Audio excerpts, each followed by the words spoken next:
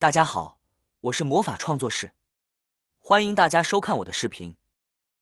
保存西红柿不要放在冰箱里，用一张创可贴放半年，不干不腐烂。这个方法是我们当地一个菜铺老板前几年教给我的，用了很多年都非常好用。今天分享给大家，西红柿是非常常见的一种果蔬兼用的食材，含有丰富的营养元素，特别是维生素 C， 它的酸甜口感令人喜爱，不仅适合烹饪，也可以直接生吃，无论是炒着吃还是作为水果生吃，西红柿都非常美味，因此深受大家的喜爱。除了营养丰富、吃法多样外，西红柿的做法也非常简单。生活中常见的做法包括西红柿炒鸡蛋，只需2-3分钟就可以轻松完成，特别适合忙碌的上班族。许多人在家中囤积西红柿，以备不时之需。然而，西红柿的存放却是一个问题。一般情况下，放置2-3天后，西红柿表面容易出水，甚至出现腐烂和发霉的现象。即使在冰箱中冷藏，也难以避免西红柿腐烂变质的情况发生。如果你也喜欢吃西红柿，并且常常在家囤一些，那么不妨跟着我学习今天的保存方法。这种方法可以让西红柿少则保存2到3个月，多则可达半年而不腐烂、不变质。首先，将买回家的所有番茄的底部叶子去掉，也就是番茄的根部。在扯的时候要注意，尽量不要损坏西红柿的果皮，以保持其完整性。如果不小心刮破了皮肤，可能会影响保存效果。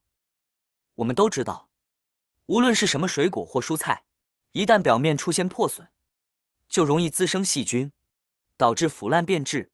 因此，去除所有番茄的叶子后，我们需要检查番茄表面是否有水分。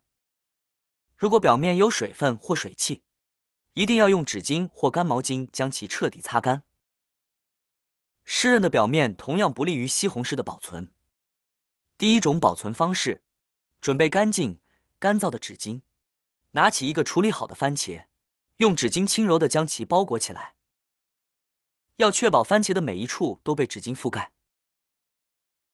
之所以采用纸巾包裹的方式，是因为番茄在存放过程中会不断散发水汽，而纸巾具有良好的吸水性，能够及时吸收这些水汽，使番茄表皮始终保持干燥。我们都知道，霉菌往往喜欢在潮湿的环境中生长繁殖。当番茄表皮干燥时，霉菌就难以滋生，从而大大降低了番茄腐烂的可能性。将所有番茄都用纸巾包裹好后，把它们放置在阴凉、干燥的地方，比如室内通风良好且不会被阳光直射的角落。阴凉的环境可以使番茄处于相对低温的状态，减缓其内部的新陈代谢速度，延缓其衰老的进程。干燥的环境则进一步消除了霉菌滋生的条件，为番茄的保鲜提供了双重保障。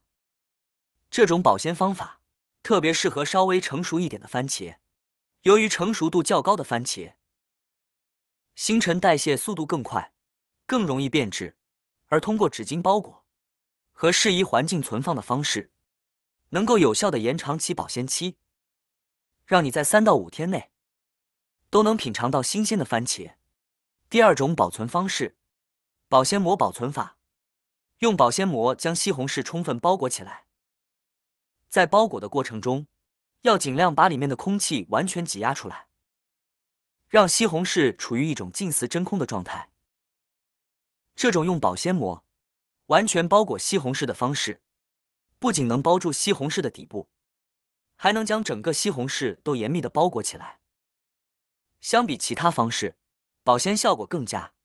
保鲜膜可以有效防止西红柿脱水，避免其出现干瘪的情况，从而更好地保持西红柿的新鲜度和口感。第三种保存方式，使用家里常见的透明胶，按照特定的手法，将刚才去掉叶子的西红柿窗口用透明胶完全封住。在贴透明胶的时候，要尽量把中间的空气排出来，确保封口紧密。这样一来，只需要一小块透明胶，就能将西红柿贴住，既经济又实用。这种方法可以有效地防止西红柿在2个月内不腐烂、不变质。第4种保存方式，准备一个家里面的创可贴。相信大家对创可贴都不陌生，基本上家家户户都会在家中备上一些。尤其是有小孩子的家庭，小孩子活泼好动，总容易磕着碰着，这个时候创可贴就派上用场了。找出创可贴后，把上面的外皮撕掉，然后像视频中的手法一样，将创可贴把西红柿去掉叶子的窗口，完全封住。如果创可贴比较窄，也可以使用2个创可贴来贴。用创可贴将窗口完全封闭起来后，可以有效地阻止空气中的细菌进入到番茄的内部，同时还能防止番茄过快成熟。我们都知道，当番茄过于成熟时，摸起来会软塌塌的，而这种软塌塌的西红柿非常容易变质腐烂。通过创可贴密封的方式，能够很好的避免这种情况的发生。那么对于这几种保存方式，你更喜欢哪一种呢？你也可以选择最适合自己的方式来进行保存。经过上述处理后，我们可以直接把西红柿放在常温下保存。当然，如果想要保存的时间更久，达到半年不变质不腐烂的效果，我们还可以把它放到冰箱冷藏起来。如果有条件的话，也可以把西红柿放到保鲜袋里面。在放置西红柿时要注意，不要将它们叠放在一起，而是挨个平放起来，这样可以避免西红柿之间相互挤压，导致破皮破损的情况出现。装进保鲜袋之后，我们要再一次将保鲜袋里面的空气完全排放出来，接着把保鲜袋口收口。像这样处理好后，就可以把它放到冰箱的冷藏室里面了。这样保存半年，西红柿都不会变质腐烂。除此之外，再给大家分享一个挑选西红柿的技巧。我们平时在挑选西红柿的时候，如果想要保存得更久，第一个方面，尽量挑选形状大小比较圆润的西红柿，避免挑选那些长得奇形怪状的。形状圆润的西红柿通常生长条件较好，其内部结构相对稳定，更有利于保存。第二个方面，尽量挑选摸起来比较硬的西红柿，软硬适中的西红柿适合买回家后立即食用。而想要保存起来的西红柿，我们应选择质地比较硬的，因为质地硬的西红柿成熟度相对较低，其新陈代谢速度较慢，存放的时间也就会更久。通过今天分享的这些西红柿保存方法和挑选技巧，相信大家在面对西红柿的保存问题时，能够更加得心应手。